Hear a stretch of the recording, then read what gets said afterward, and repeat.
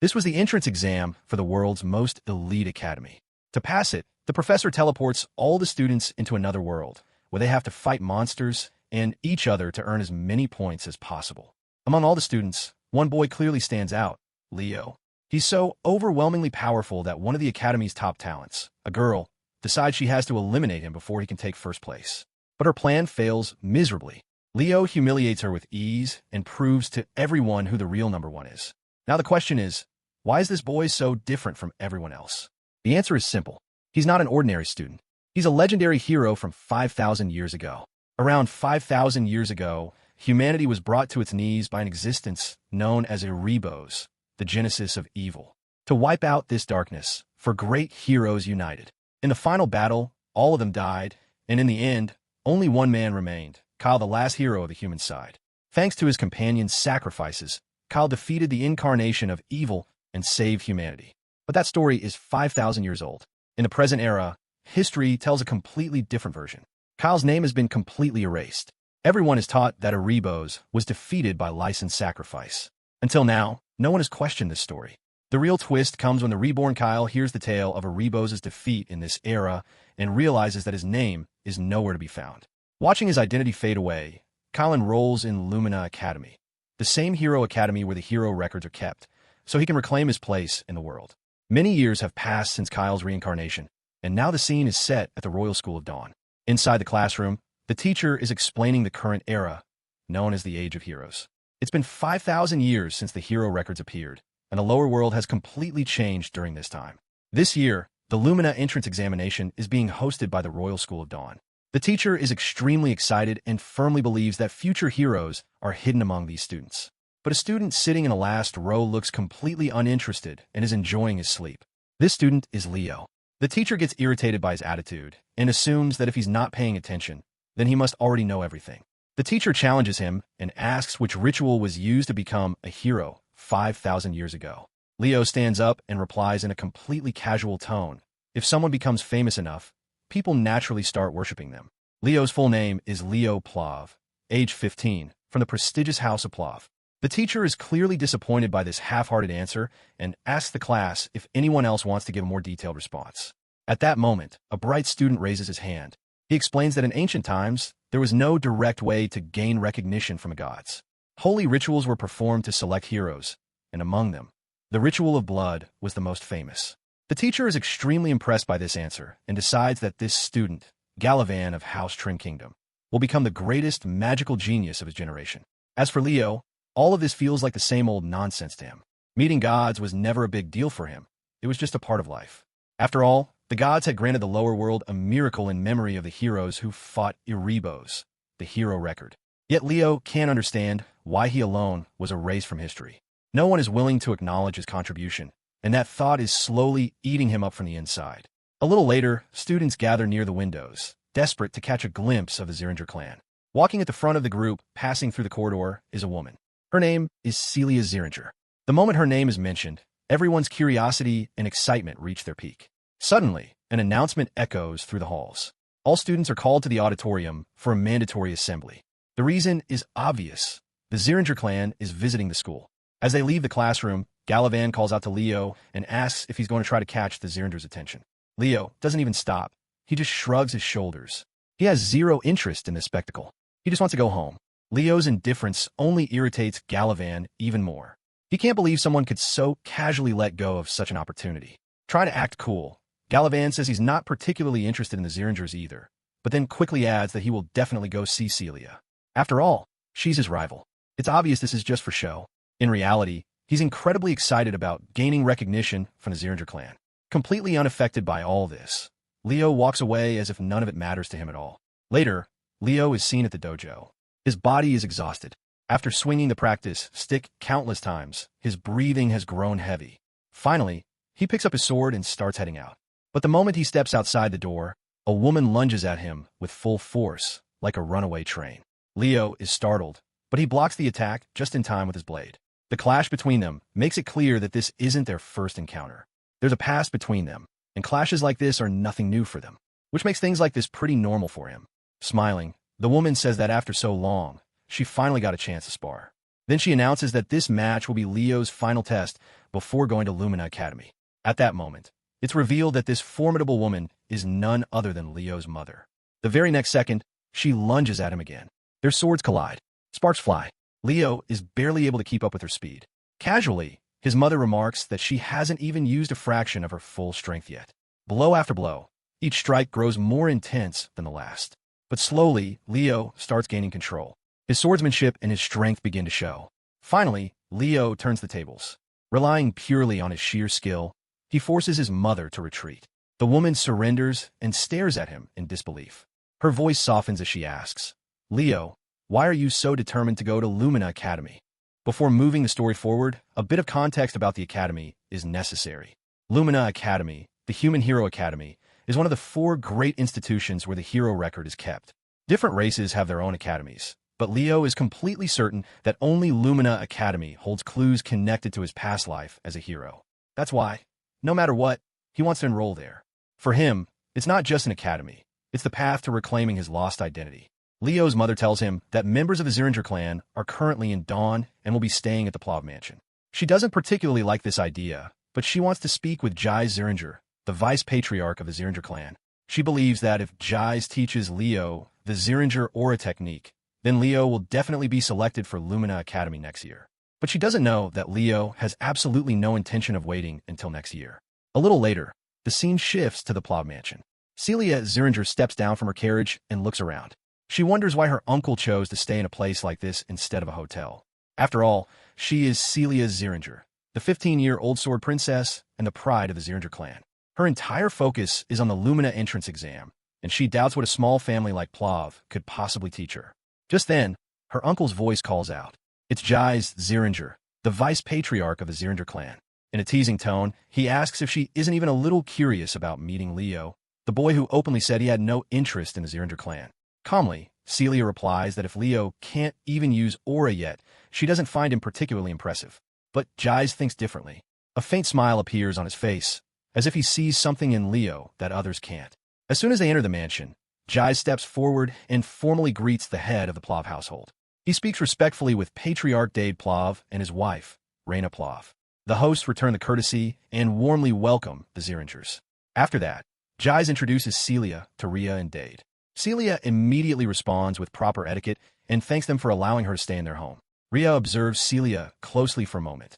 She realizes that Celia resembles her father and uncle not just in appearance, but also in temperament. Meanwhile, Celia's eyes fall on Rhea's jet black hair and red eyes. It doesn't take her long to understand that Rhea belongs to the Ziringer family, which means she's her aunt. A little later, Jais and Rhea, who are siblings, sit together and start talking about old times. During the conversation, Jais mentions his visit to the Royal School of Dawn. They had come to see Leo, but found out that he wasn't interested in meeting anyone and had already left the school. Apologizing on her son's behalf, Rhea says that his behavior may have seemed disrespectful. Curiously, Jais asks Rhea what kind of person Leo really is. Rhea can't stop praising him and says that Leo is exceptionally talented. Hearing this, Jais asks whether Leo is truly worthy of becoming the heir to the Ziringer Flames. Rhea clarifies that she isn't speaking just as a proud mother. Leo genuinely has the potential to carry on that legacy. This makes Jais deeply intrigued. He trusts his sister's judgment, but still decides that before forming a final opinion, he will test Leo himself. Elsewhere, Leo is sitting alone, trying to focus his concentration. After completing a small ritual, he tells himself that he has finally prepared a vessel capable of handling everything he needs. Leo wonders why he hasn't learned aura until now. The reason lies in the unique nature of his body. If he had accepted aura too early, it would have automatically specialized, limiting his ability to accumulate human soul energy. In his past life, he had witnessed the horrifying consequences of uncontrolled power. If he had used the full essence of his companions without control, the seeds of disaster would have remained. To avoid repeating history, Leo wants perfect control in this life. That's why the first step of his journey is aura mastery, but on his own terms. Just then, a familiar voice pulls him out of his thoughts. Turning around, he finds Celia Ziringer standing there. With a smirk, she says that he's finally grasped the basics of training. There's a hint of sarcasm in her words, but she offers to teach him swordsmanship and give him guidance, if he accepts her challenge. The funny thing is, Leo has absolutely no idea who she is. Celia introduces herself. Celia Ziringer, a world-class sword princess. After the introduction, Leo gets straight to the point. He says he feels honored, but he has no intention of training under her. Hearing this, Celia gets irritated because it sounds like Leo considers himself stronger than her. Leo clarifies that in a death match, he might lose to her since he can't use aura. But in a spar based purely on swordsmanship, the story would be different, and he could handle her easily. That completely challenges Celia. She looks around and picks up one of the many swords lying nearby. She wants to prove that Leo's confidence is nothing but an illusion. There's only one thought in her mind. Even after learning aura, Leo still wouldn't be able to defeat her. She wants to teach him a harsh lesson in reality. Stepping forward, Celia declares that if she wins the duel during her week-long stay, Leo will become her servant. The word servant doesn't faze Leo in the slightest. Instead, in a calm voice, he asks what happens if he wins. To level the field, Celia immediately replies that if Leo wins, she'll become his servant. Once the wager is set, Leo picks up a practice sword and starts sparring without any hesitation. His speed is far beyond expectations, but Celia easily outmaneuvers him. Even so, she can't help but notice that Leo's speed is unusually dangerous. Despite that, she's confident that speed alone won't be enough for him to win. They charge at each other again. This time, Leo's strike is incredibly heavy. His sheer strength overwhelms Celia, forcing her to retreat instantly. At that moment, Leo's sword slams into the ground and shatters on the spot. But Leo doesn't stop. Even with a broken sword, he lunges at her again. Up until now, Celia had been arrogant, but regret begins creeping into her heart. She realizes she won't be able to block the incoming strike. Left with no choice, she braces herself and prepares to take the hit head-on. But to everyone's shock, she takes no damage because at the last second, she activates her aura armor. That was against the rules of the spar, since the duel was meant to be based purely on swordsmanship. Still, instead of admitting her mistake, Celia makes an excuse, saying it was just a reflex. In a cold voice, Leo says that he already won, and now it doesn't matter anymore. Celia refuses to accept that, exactly as Leo expected. Suddenly, Leo throws off the magic weight bracelets from his wrists, the weights that had been suppressing his physical strength. With his very next strike, Celia's barrier literally shatters. The girl is completely stunned. Leo shows no mercy now and lets her taste his full strength. Within moments, the outcome of the duel becomes crystal clear. Later, while walking through the courtyard, Leo runs into his mother, who introduces him to his uncle, Jais. Leo immediately bows his head in respect, and Jais does the same. They shake hands. His mother asks if he's already met Celia. Leo casually recalls that after the fight, she fainted out of sheer shock. Leo is about to explain more when a knight reports to Jais. Hearing this, Jais is shocked that Leo defeated Celia without even learning aura. He openly praises Leo. Leo just shrugs and says she underestimated him. Jais then asks what Celia lost in the bet. Leo smiles and replies, the loser had to become the winner's servant. The meaning is clear. Celia will be his maid for the next week. Jais doesn't like the idea, but he understands the importance of keeping one's word. Still, he makes it clear that Celia belongs to House Syringer, so she can't be made to do maid work. He asks Leo to take back the promise, offering him a much more valuable reward in return. But Leo refuses without a second thought. Leo says the wager was between him and Celia, and as long as she carries the Syringer name, she must take responsibility. Jais then asks if Leo would even give up the chance to learn the Syringer aura breathing method.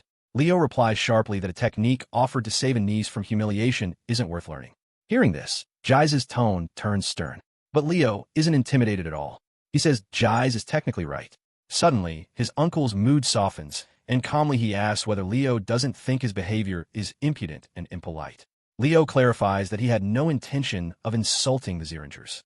If the aura breathing method had been offered as a reward for defeating Celia, he would have happily accepted it. But he would never take a bribe meant to save someone from facing the consequences of their defeat. The real issue is this. If his uncle refuses to acknowledge Celia's defeat, then it means he believes Celia is actually superior and merely lost the duel by accident.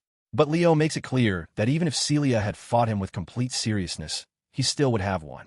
Hearing this, Leo's mother's chest swells with pride. Her brother is also deeply fascinated by Leo's firm judgment. A child who rejects a reward simply because he doesn't like someone's behavior. This alone shows how exceptional Leo truly is. Jais thinks to himself how he wishes such a child belonged to the Syringer clan. After that, he signals his knights and orders Celia to be sent to the maid's quarters. Then he turns to Leo and gives him permission to address him directly as uncle, without any honorary title. A little later, Leo leaves the area. Jais proudly tells his elder sister that when he returns home, he'll definitely convince his older brother to have Leo taught the mighty phoenix breath technique.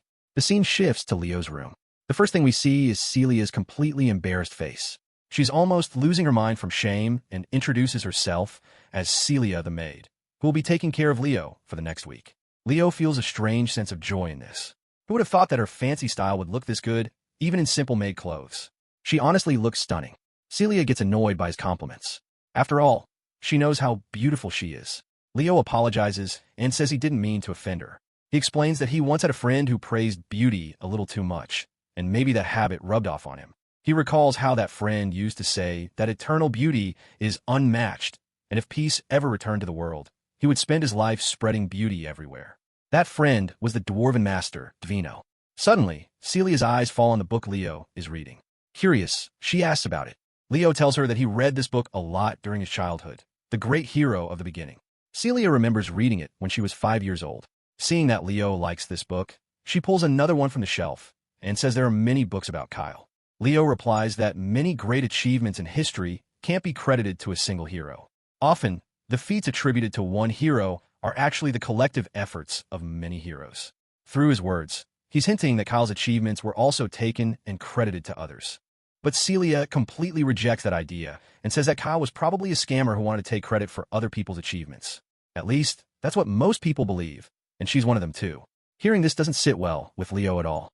The world sees Kyle as a fake hero who contributed nothing. Somehow, Leo cuts the topic right there and says that breakfast is important before training.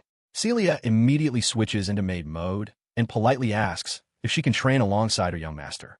On the outside, she's courteous, but inside her mind is filled with toxic thoughts about Leo. Without wasting any time, Leo heads toward the training hall.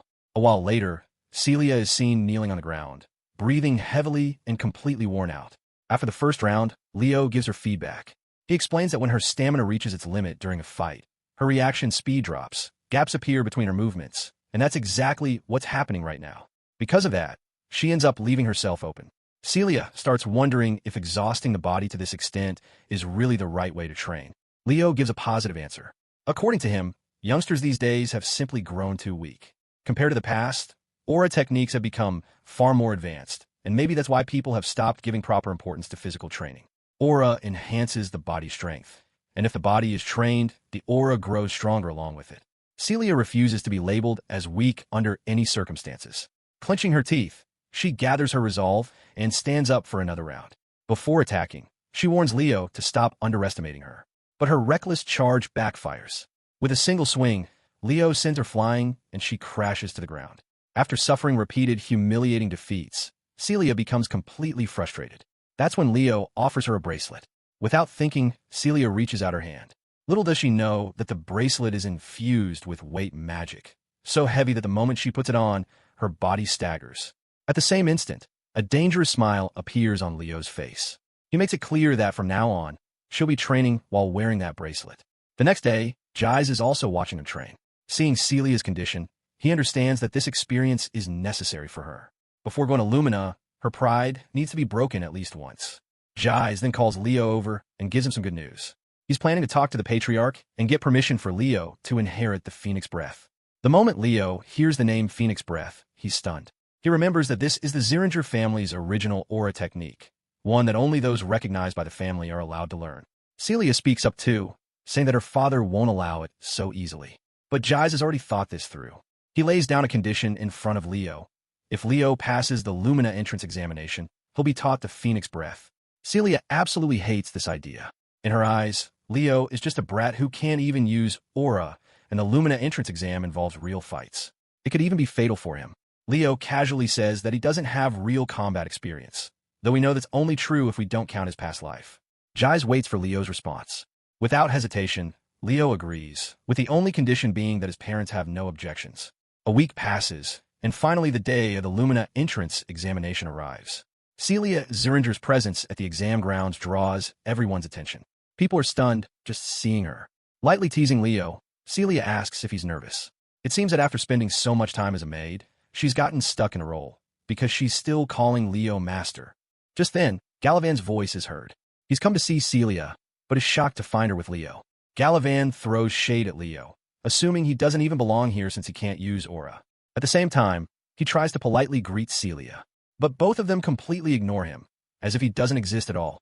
Awkwardly, he reminds them of his name, Galavan Traten, but Celia doesn't even remember it and starts walking away, holding Leo's hand. That's when someone else stops them. Two siblings step forward. The tall boy is Abad Lylon, age 16, from the Lylon family, and with him is his younger sister, Chels Lylon, age 14. Celia recognizes them, but Leo has no clue. Celia explains that they're the Lylon siblings, children of the Lylon family from the heroic lineage of the Lorden Empire. Celia is clearly irritated. She warns Leo that both of them will be participating in the exam, and no matter what, the Ziringer clan cannot lose to the Lylon family. But Leo couldn't care less. After all, he's from the Plav family, not the Ziringers. Still, Celia returns their greeting and introduces Leo as a noble of House Plav. Not hearing any fancy title attached to Leo's name, Abad immediately considers him insignificant. The two siblings turn away, leaving behind a warning as they walk off that the top spot will be theirs. Celia hates their attitude and makes up her mind to crush them mercilessly in the upcoming trials.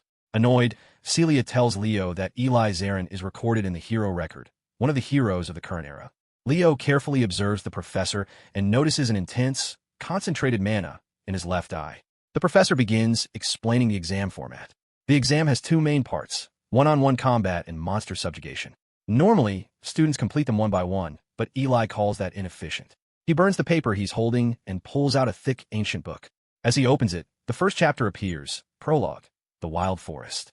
Suddenly, a massive enchantment circle starts glowing beneath all the students' feet. Eli announces that he's combining all the trials into one.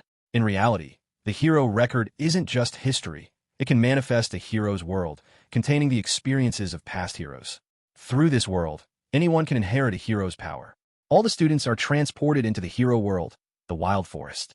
The professor clearly states that there's only one objective: survive.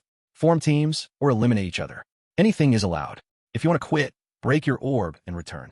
After observing the surroundings for a bit, Leo recognizes the place. This is the same forest that was once the Elven Forest before it fell under the control of Sultana, the Witch Queen. Some students mistake it for an illusion and want to leave, but Leo knows that everything that happens here will be real and deadly. Just then, Leo senses someone's presence. An arrow crashes into the ground, shattering it. He narrowly avoids it and looks up to see Chels Lylon standing there. Mistaking him for a Ziringer, she's determined to eliminate him. Leo quickly explains that he's from the Plav family, but Chels only becomes more aggressive, thinking he's lying. Without hesitation, she casts magic wind spells. Leo is impressed by the spell. It didn't exist in his past life, but the fundamentals are the same. Chels grows even more frustrated at how calm and composed he remains in front of her. To shake him, Chels unleashes one of her impressive abilities, but Leo blocks it effortlessly with a single swing. He blocks it. The mana blade she fired just drops to the ground like it's nothing. Seeing this, Chels is completely shaken. She can't wrap her head around it. He didn't even use aura. So how'd he block her attack so easily? Leo casually rubs salt into her wounded ego and says her attack was way too simple. Then Leo offers her an alliance. He reminds her that the one who survives the longest scores the most points. As a sorcerer, she should at least try to clear one test. Her response is completely predictable. She snaps back, saying she's not some normal sorcerer, she's a battle mage. Leo, calling her attack simple, hits her hard. To save her pride, she goes all out, determined to crush him right there. But all her attacks fail, because Leo isn't even standing where her blades are going. Even worse, she can't sense even the slightest trace of mana anywhere. That's why she can't detect Leo's position at all. Suddenly, her eyes land on Leo. He's standing right in front of her, fist clenched. Whether that punch lands on her face or not isn't shown, but one thing is clear: Chell's knees give out. That's a clear sign of our boy's victory. Leo calmly repeats that his alliance offer is still open, in case she changes her mind. Before she can answer, the scene shifts. The Lumina Academy faculty is watching everything through a digital window. They're excited. The exam has finally become interesting. The scene cuts back to Chels, and now there's zero mercy on display. Leo has tied Chels to a tree trunk. The look on his face clearly says his intentions aren't exactly kind. He lights a small bonfire as night starts to fall. The fire grows stronger, and the flames begin creeping toward the tied-up girl. Seeing the fire, Chels panics. If she cooperates with Leo, she can survive. But this girl is stubborn to the core. She flat out refuses and says she doesn't need anyone's alliance except her brother's. She tries to use wind magic, but it's useless Leo has already activated a skill that restricts magic. Inside, Leo thinks to himself that he doesn't have enough mana to maintain this skill for long. Chels finally decides she'll free herself without magic. But that's exactly what Leo wants. He stays fully alert, so she can't try anything clever. Without hesitation, he increases the intensity of the fire. The flames start catching onto her clothes. This is her breaking point. Chels finally gives in and agrees to an alliance. But Leo isn't satisfied with words alone. He tells her to swear on her family name. Left with no choice, Chels swears on the name of the Llewellyn family and promises cooperation. Only then does Leo untie the ropes. Chels almost collapses, but Leo catches her in his arms. The scene shifts back to the teachers.